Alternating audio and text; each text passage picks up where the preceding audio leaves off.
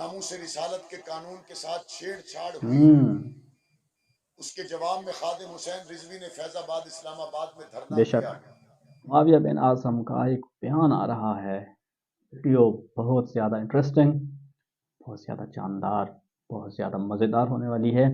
आइए जल्दी से इस वीडियो को हम स्टार्ट करते हैं।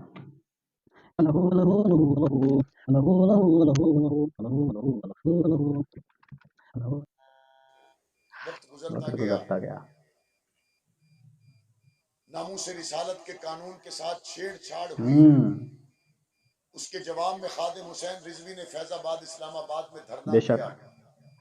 लोगों ने रंग बिरंगी बातें की।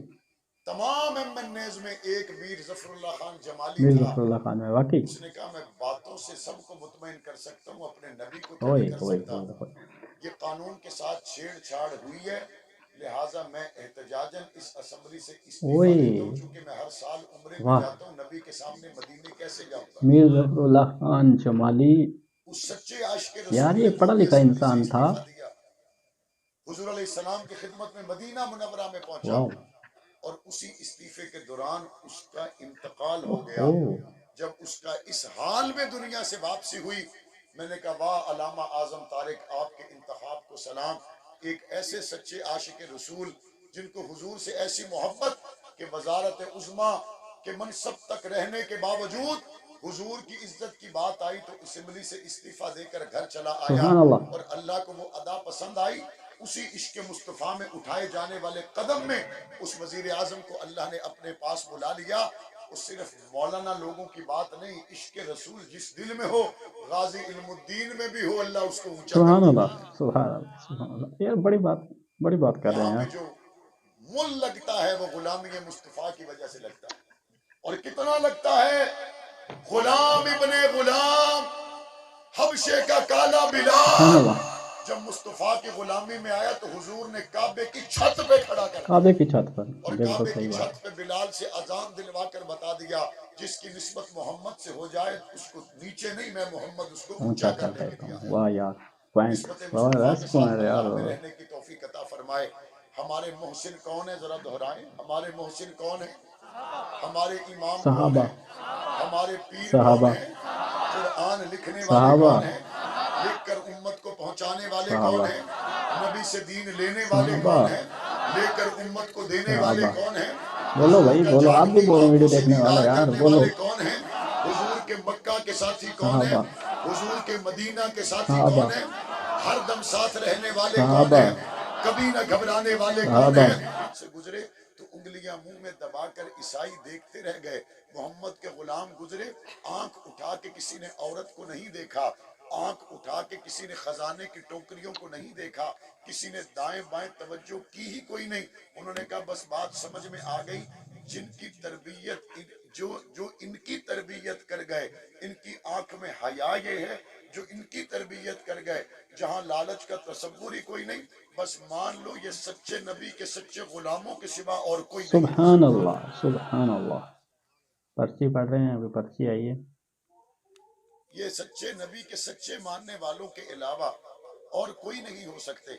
अल्लाह के रसूल ने इनकी तरबियत कैसे की, अल्लाह के रसूल ने इनको तैयार कैसे किया, इनको परवान कैसे चढ़ाया कि पाक पैगंबर सल्लल्लाहु अलैहि वसल्लम के कदमों में बैठने वाले सैयदना उमर फारूक रज़ी अल्लाह तआला अन्हु खुद अपने बारे में ये कहा करते थे कि मैं तो वही उमर इब्ने खत्ताब हूँ जिसको ऊंट चराने का सलीका नहीं था।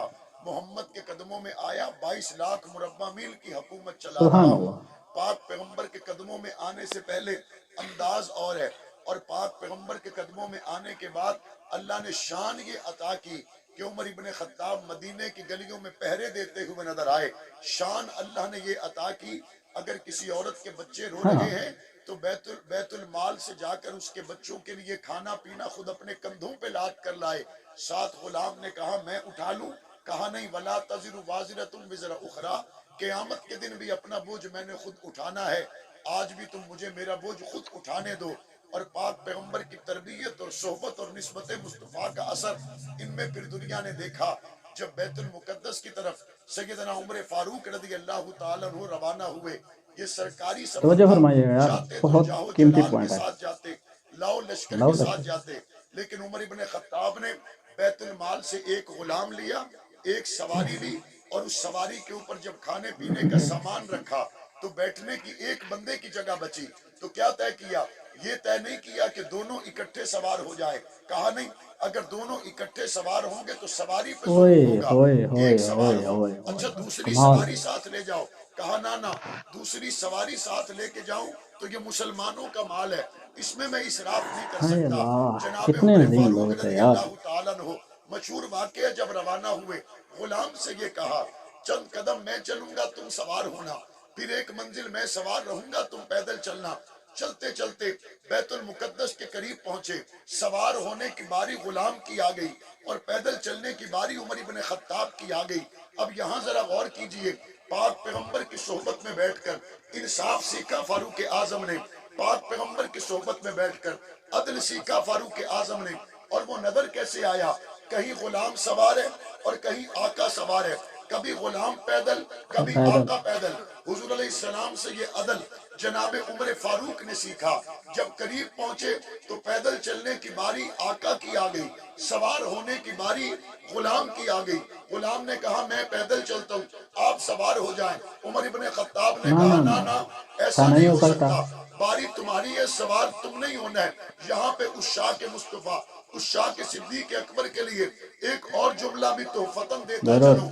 اگر ہم نے اس بات کو مانا کہ عمر فاروق نے پاک پیغمبر سے عدل سیکھا، پاک پیغمبر سے انصاف سیکھا اور اپنی باری کو غلام کے ساتھ برابر تقسیم کر ہوئے لیا، تو اس شاہ کے صدیق ذرا ایک توجہ بہت کریں۔ بڑی ہم بات یہ کہنے تو جا رہے ہیں۔ علماء کرام سے سنتے رہتے ہیں کہ پاک پیغمبر نے ابو بکر صدیق کی گود میں آرام کیا، لیکن ذرا مجھے بتائیے جب پاک پیغمبر کی نیند پوری ہو گئی، ابو بکر صدیق نے آرام کرنا چاہا ہوگا، تو جس پاک پیغمبر نے عدل عمر فاروق کو سکھایا کہ وہ اپنی باری پر غلام کو سوار نہیں کرتا اور غلام کی باری پر خود سوار نہیں ہوتا، تو کیا پاک پیغمبر نے اپنی نیند مکمل فرمانے کے بعد اپنی گود میں ابو بکر کو نہیں سلایا ہوگا؟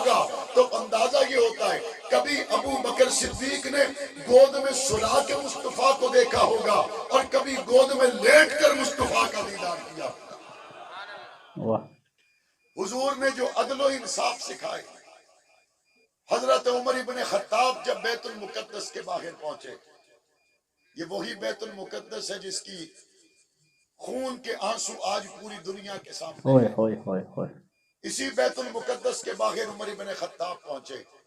تورات و انجیل کے عالم تلواریں لے کر نہیں آئے، تورات لے تورات لے کر کر آئے۔ آئے، واہ۔ تورات و انجیل کے فتوح عالم شام نیزے میں لے یہ کر پورا نہیں واقعہ آئے، تفصیل سے لکھا ہوا ہے، انجیل پڑھ لے سکتے کر ہیں آپ آئے۔ وہاں جا کر۔ ایک نظر عمر ابن خطاب کو دیکھتے ہیں اور ایک نظر تورات کو دیکھتے ہیں، اور کہا ہزاروں سال سے جو عمر تورات میں تھا آج میدان میں ہے۔ چابیاں حوالے کر دی عمر ابن خطاب کے ذریعے۔ اللہ نے پہلے کعبے کا در کھلوایا، بعد میں بیت المقدس کا در عمر ابن خطاب کے ہاتھوں میرے رب نے کھلوایا۔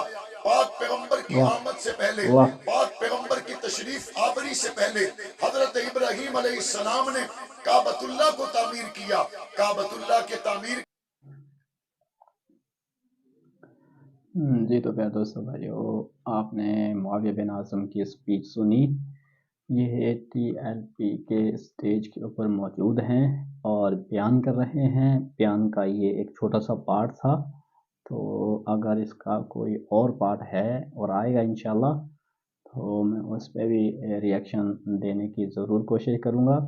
اور بات وہی ہے، اتفاق سے رہو یار، اتحاد سے رہو، لڑائی جھگڑے چھوڑ، آپس کی رنجشیں ختم کر دو، کچھ حاصل نہیں ہونے والا۔ مل جل کے رہو، مسلم بن کے رہو، امتی بن کے رہو، محمدی بن کے رہو۔ فرقہ واریت کی آگ جو چلی ہے اس سے بہت نقصان ہوا ہے، لیکن اب محبتوں کی فضائیں قائم کر دو، فضائیں قائم کر دو۔ رہے اختلاف رہے گا، یہ نہیں ختم ہوگا۔ بھئی گھر میں 4 افراد ہیں نا، بیٹا اپنے والد سے اختلاف رائے کر رہا ہے، بیٹی اپنی اماں سے اختلاف ہے، فروعات میں دیکھو اسلام 2 چیزوں کا نام، حصول اور فروع۔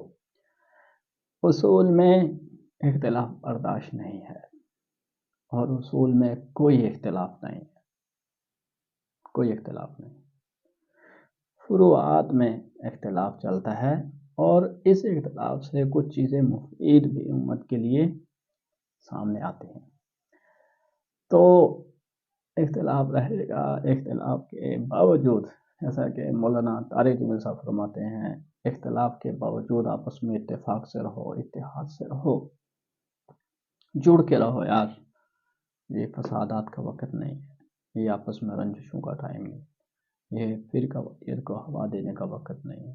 پوری امت مسلمہ پر قیامت ٹوٹی ہوئی ہے، اور اس کی جو بیسک وجہ ہے وہ امت مسلمہ کا آپس میں توڑ ہے۔ تو اس توڑ سے بہت نقصان ہو رہا ہے۔ اب گنجائش نہیں ہے آپس میں اختلافات کرنے کی، اب اتفاق، اتحاد، یکجہتی۔ اللہ کے رسول کا فرمان ہے کہ مسلم کالجسد الواحد، ایک جسم کی طرح ہوتا ہے۔ اگر آنکھ میں تکلیف ہوتی ہے پورا جسم تکلیف محسوس، جسم کے کسی حصے میں تکلیف ہوتی ہے پورا جسم تکلیف۔ پوری مسلم کمیونٹی ساری دنیا میں جہاں جہاں مسلمان ہیں، کنٹریز ہیں، مسلمان غیر ہیں، یہ سب ایک جسم کی مانند ہے۔ جب کسی بھی دنیا کے کونے میں کسی مسلمان کو کسی طرح کی جب تکلیف ہو تو ہر کونے میں، دنیا کے ہر کونے میں بیٹھا ہوا مسلمان اس تکلیف کو اپنی تکلیف سمجھے، ان کی پریشانی کو اپنی پریشانی، ان کے غموں کو اپنا غم، ان پہ آنے والے مصائب کو گویا اپنے اوپر ان مصائب کو سمجھے کہ یہ مجھ پہ آ رہے ہیں۔ تو ان مصائب سے نکالنے کے لیے ان لوگوں کو، ہر مسلمان کو ہر ممکن جائز کوشش کرنی چاہیے اور پوری کرنی چاہیے۔ اللہ تعالیٰ ہم سب کو اتفاق، اتحاد، واعتصموا بحبل اللہ جمیعا ولا تفرقوا،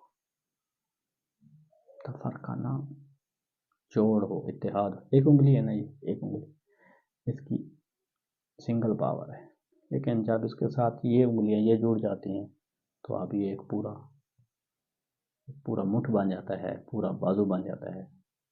تو اب اس انگلی میں صرف ایک انگلی کی پاور نہیں، پورے بازو کی پاور اس انگلیوں کے ذریعے سے اس کے ساتھ جڑ جاتی ہے، اور اس کی عزت میں، اس کے احترام میں اور اس کے اسٹرانگ ہونے میں خود بخود اضافہ ہو جاتا ہے۔ تو بس یہی مثال ہے۔ اللہ تعالیٰ عمل کی توفیق نصیب فرمائے، دعائیں رکھے گا۔ السلام علیکم ورحمۃ اللہ وبرکاتہ۔